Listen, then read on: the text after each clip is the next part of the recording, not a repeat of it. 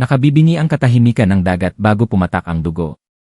Sa loob ng 20 taon ko sa VIA Naval Intelligence, akala ko nakita ko na ang lahat ng anyo ng kadiliman. Pero mali ako.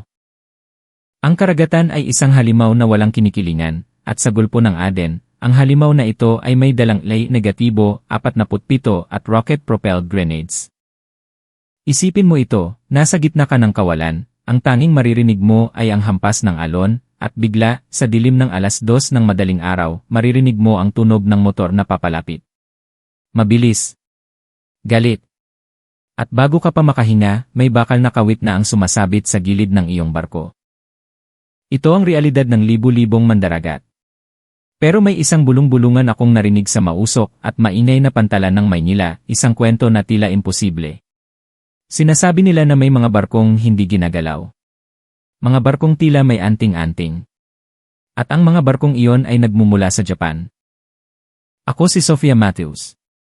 At ito ang kwento kung paano binago ng isang paglalakbay mula sa Pilipinas ang pananaw ko sa kaligtasan, karangalan at pag-asa. Mainit. Iyon ang unang sumalubong sa akin paglabas ko ng Ninoy Aquino International Airport.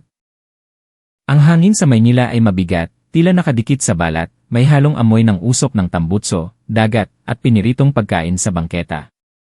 Ito ang lungsod na hindi natutulog, isang magulo ngunit buhay na organismo.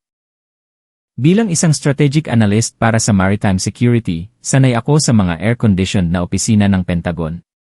Pero iba ang misyon ko ngayon. Kailangan kong malaman ang katotohanan sa likod ng misteryo ng mga barkong Hapon. At ang sagot ay naghihintay sa akin dito, sa pusod ng maritime trade ng Asia. Sumakay ako ng taxi patungo sa port area. Ang traffic sa Rojas Boulevard ay tila walang katapusan, isang ilog ng mga sasakyan na pinalamusyan ng mga makukulay na jeepney na bumubusina sa bawat kanto. Sa labas ng bintana, nakita ko ang Manila Bay, ang tubig ay kumikislap sa ilalim ng papalubog na araw, na nagkukulay dalandan sa langit.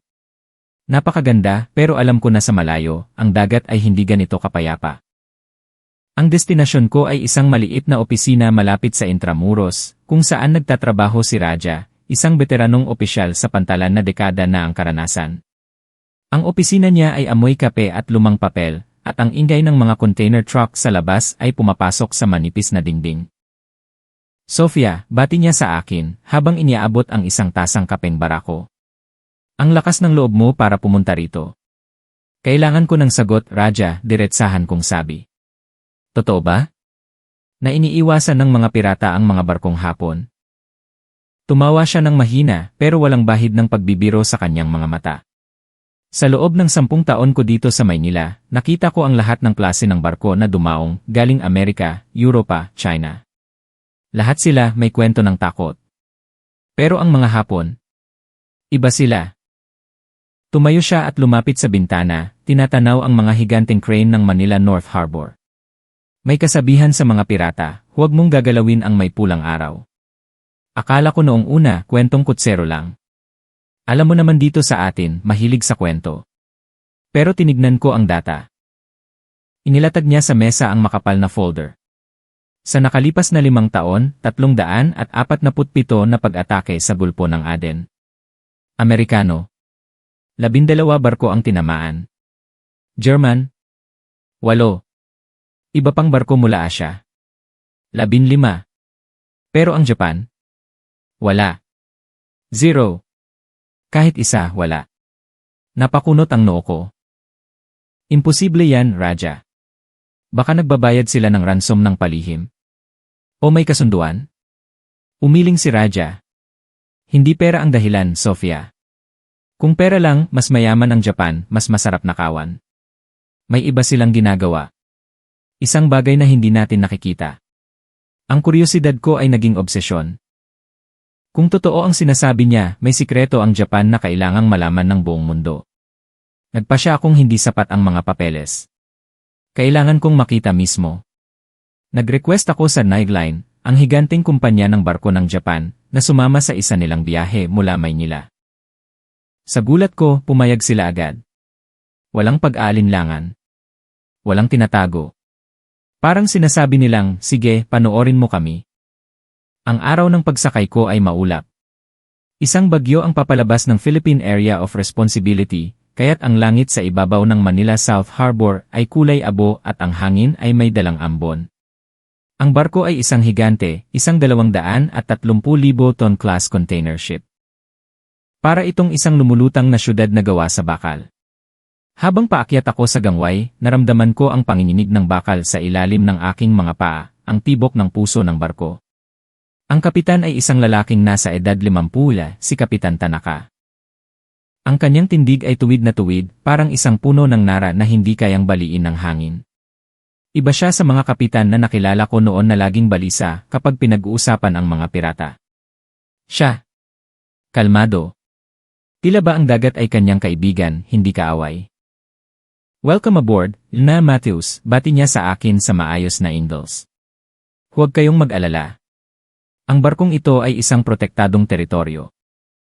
Habang papalayo kami sa Maynila, pinanood ko ang skyline ng lungsod, ang mga ilaw ng Makati at Iis na unti-unting lumiliit hanggang sa maging maliliit na alitaptap na lang sa dilim.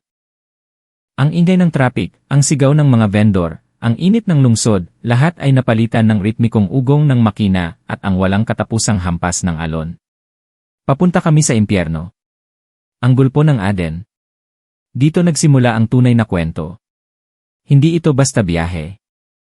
Ito ay isang pagpasok sa sona ng digmaan kung saan walang batas.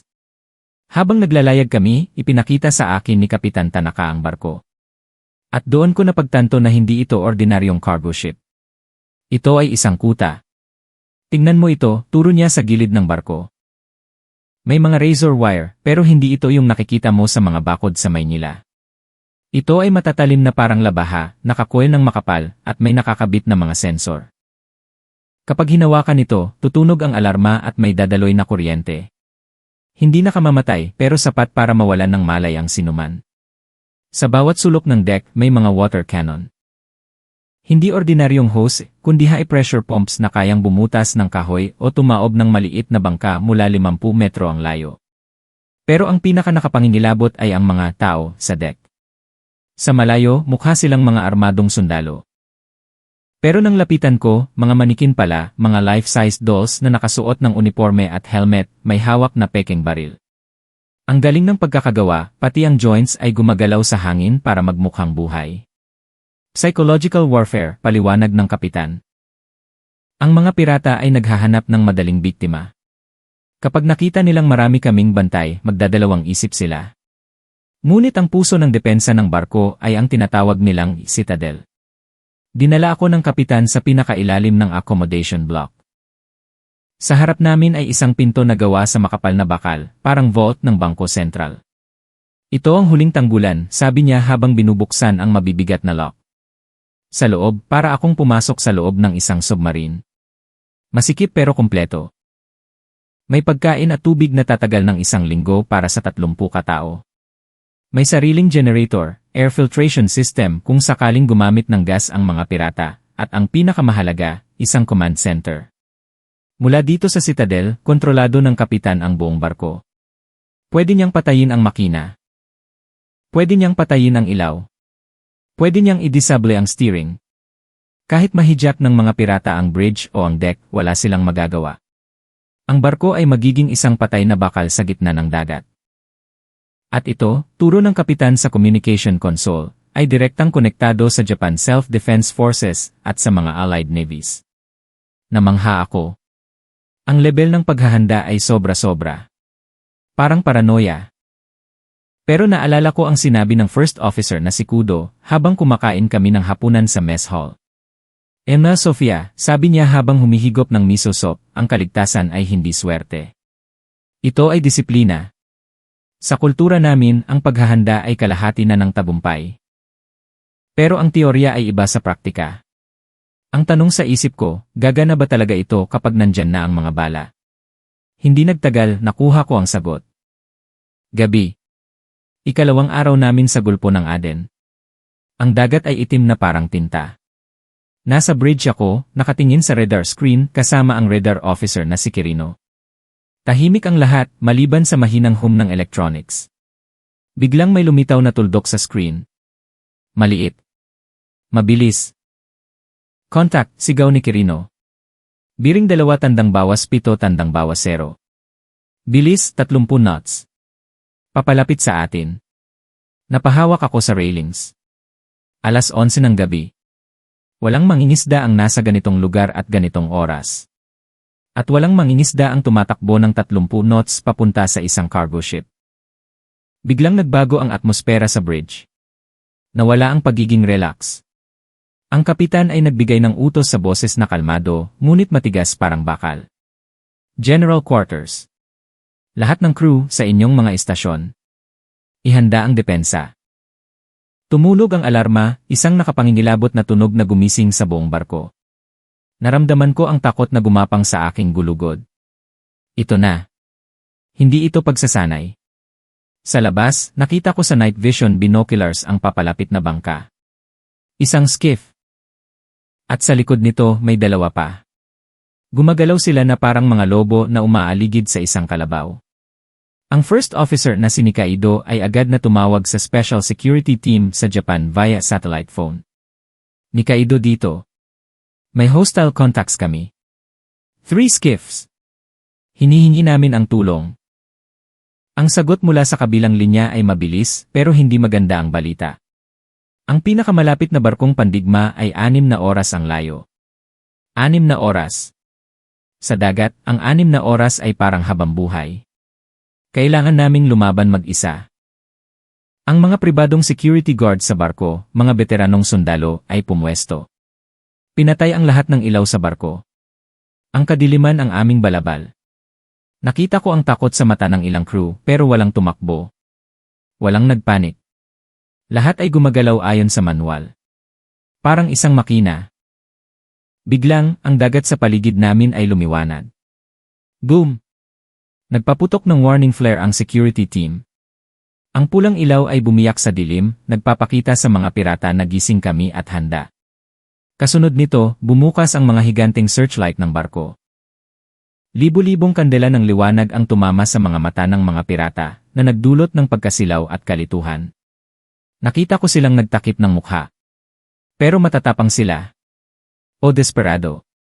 Patuloy silang lumapit. Water cannons, engage, utos ng kapitan. Ang mga nozzle sa gilid ng barko ay bumuga ng tubig na may pressure na kayang bumuwal ng pader.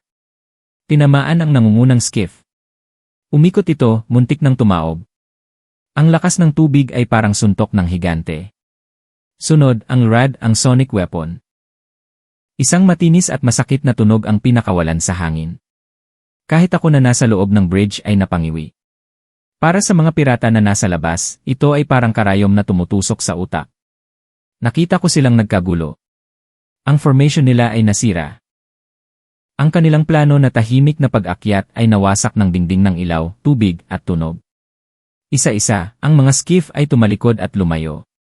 Mabilis silang naglaho sa dilim, parang mga ipis na tinamaan ng flashlight. Nanalo kami. Napahinga ako ng malalim, ang puso ko ay kumakalabog pa rin sa dibdib. Tumingin ako kay Kapitan Tanaka. Nakangiti siya ng bahagya. Nakita mo na, Ina Sofia, sabi niya. Hindi kailangan ng bala para manalo. Kailangan lang ng sistema at hindi natitinag na puso. Akala ko tapos na. Akala ko iyon na ang pinakamatindi. Pero nagkamali ako. Ang unang gabi ay patikim lang pala. 4 na araw ang lumipas, nasa gitna na kami ng Indian Ocean. Mas malalim ang dagat, mas malayo sa sibilisasyon. Madaling araw, 1:30. Muli ang radar. Pero ngayon, iba. Malaki, bulong ni Kirino, ang kanyang boses ay nanginginig. May mothership sila. Sa screen, isang malaking barko, marahil isang converted na fishing trawler, ang nasa gitna, at pinalilibutan ito ng 5 mabilis na skiff. Hindi ito simpleng pangho-hold up. Ito ay isang organisadong operasyong militar. Sa binoculars, nakita ko ang katatakutan. Ang mga pirata ay hindi lang may dalang negatibo, 47. Mayroon silang rocket-propelled grenades. Naka-vest sila. Professional. Ito ay commandos, sabi ni Mike, ang leader ng aming security team, isang dating VS Marine. Hindi ito ordinaryong pirata. Mga dating sundalo ito. Alam ni Kapitan Tanaka na hindi na ubra ang water cannon lang. Lahat ng crew sa Citadel. Ngayon na. Ang utos ay umalingaw sa buong barko. Ang takbo namin papunta sa safe room ay isang blur ng adrenaline. Narinig ko ang unang putok ng baril, tat-tat-tat-tat. Tumama sa bakal na dingding ng barko. Ang tunog ay parang mga bato na ibinabato sa lata, pero alam kong bawat isa ay nakamamatay. Sumabog ang isang rivi sa gilid ng barko. Ang impact ay nagpayanig sa sahig. May usok. May sumigaw. Go! Go! Go! Tulak sa akin ng security guard papasok sa makapal na pinto ng Citadel. Nang sumara ang higanteng pinto at kumagat ang mga lock, biglang tumahimik. Nasa loob na kami ng vault. Ligtas, pero nakakulong. Sa loob ng Citadel, ang hangin ay mabigat sa tensyon. Ang mga monitor sa pader ay nagpapakita ng CCTV footage ng deck. Nakita namin sila. Nakaakyat na ang mga pirata.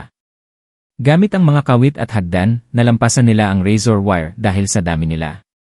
Nasa deck na sila, naglalakad ng mayabang, hawak ang kanilang mga baril. Sinusubukan nilang buksan ang mga pinto papasok sa accommodation area, pero sarado lahat. Selyado. Mula sa kanyang upuan, pinindot ng kapitan ang C-kill switch. Namatay ang makina ng barko. Ang higanting sasakyang pandagat ay naging isang naanod na isla. Nakita namin sa screen ang pagkalito ng mga pirata. Sinubukan nilang sirain ang mga bintana, pero bulletproof ang mga ito at may bakal na takip. Sinubukan nilang hanapin ang crew, pero wala silang makita. Kinuha ng kapitan ang mikropono na konektado sa external speakers ng barko. Ang boses niya ay dumagundong sa buong deck, nagsasalita sa Ingalls. Ito ang kapitan. Ang barkong ito ay nasa ilalim ng aming kontrol. Wala kayong makukuha dito. Ang mga puwersang militar ay parating na. Sumuko kayo o harapin ang kahihinatnan. Nakita namin ang pagtatalo ng mga pirata. Ang leader nila ay sumisigaw, itinuturo ang bridge. Pero natatakot na ang mga kasama niya. Alam nilang bawat minutong lumilipas ay palapit ng palapit ang huli nila. 3 oras kaming naghintay sa loob ng masikip na Citadel. Ang amoy ng pawis at takot ay humalo sa amoy ng kape. Nagdadasal ang ilan. Ang iba ay nakatingin lang sa sahig. At sa wakas, dumating ang bukang liwayway. At kasama nito ang tunog ng kaligtasan. Ang wap-wap-wap ng helicopter rotors. Sa monitor, nakita namin ang pagdating ng Japanese Navy Special Forces. Mula sa helicopter, bumaba sila gamit ang mga lubid, mabilis, pulido, nakamamatay ang katumpakan. Nakaitim silang uniforme, kumpleto sa gamit. Ang mga pirata, na kanina ay parang hari ng dagat, ay naging mga daga. Wala silang laban. Sa loob ng 8 minuto lang, kontrolado na ng Special Forces ang deck. Ang mga pirata ay nakadapa, nakatali ang mga kamay sa likod. Walang namatay. Walang dumanak na dugo. Puro profesionalismo lang. Nang buksan ang pinto ng Citadel at pumasok ang pinuno ng Japanese team na si Commander Okumura, napaiyak ako. Ang pakiramdam ng kaligtasan ay napakabigat, parang isang bato na inalis sa dibdib ko. Kinausap ko si Commander Okumura matapos ang insidente. Bakit, tanong ko. Bakit ganito kayo kadedikado? Hindi naman kayo ang pulis ng mundo. Tumingin siya sa akin, at ang sagot niya ay tumatak sa isip ko habang buhay. Sofia, ang dagat ay pag-ari ng lahat. Kung hindi ligtas ang dagat, walang ligtas na bansa. Ang Japan ay isang bansang nakadepende sa dagat. Pero higit pa doon, naniniwala kami na ang problema ng pirata ay hindi nadadaan sa bala lang. Ipinaliwanag niya sa akin ang isang bagay na hindi ko alam. Ang Japan ay hindi lang nagpapadala ng barkong pandigma. Nagtatayo sila ng mga paaralan at training center sa Somalia. Ang batang may hawak na lapis ay hindi hahawak ng baril, sabi niya. Tinuturuan namin silang maging mekaniko, mangingisda, magsasaka. Binibigyan namin sila ng pag-asa. Kasi ang ugat ng piracy ay kahirapan. Kung bubunutin mo ang ugat, mamamatay ang damo. Habang nakatayo ako sa deck, pinapanood ang pagsikat ng araw sa Indian Ocean, naalala ko ang Pilipinas. Naalala ko ang mga bata sa lansangan ng Maynila. Naalala ko ang hirap at pag-asa na magkahalo sa ating bansa. Ang nakita ko sa barkong hapon na ito ay hindi lang teknolohiya. Ito ay isang pilosopiya. Ang E-Citadel ay hindi lang bakal na kwarto, Ito ay simbolo ng paghahanda at pagpapahalaga sa buhay. At ang tunay na solusyon ay hindi ang pagpatay sa kaaway, kundi ang pagtulong sa kanila na huwag nang maging kaaway. Pagbalik ko sa Amerika, at kahit noong bumisita ako ulit sa Maynila para magsalita sa mga estudyante ng Maritime sa Intramuros, dala-dala ko ang aral na ito. Ang mundo ay puno ng bagyo at panganib. Pero kung may sapat na paghahanda, pagkakaisa, at malasakit sa kapwa, kahit gaano pa kalakas ang alon, hindi tayo lulubog. Ito ang natutunan ko sa barkong hindi ginalaw ng mga pirata. Isang barkong naglayag mula Maynila, dala ang watawat ng Japan, pero nagturo ng aral para sa buong sangkatauhan. Sa huli, ang kaligtasan ay wala sa taas ng pader na itatayo mo, kundi sa dami ng tulay na kaya mong likhain.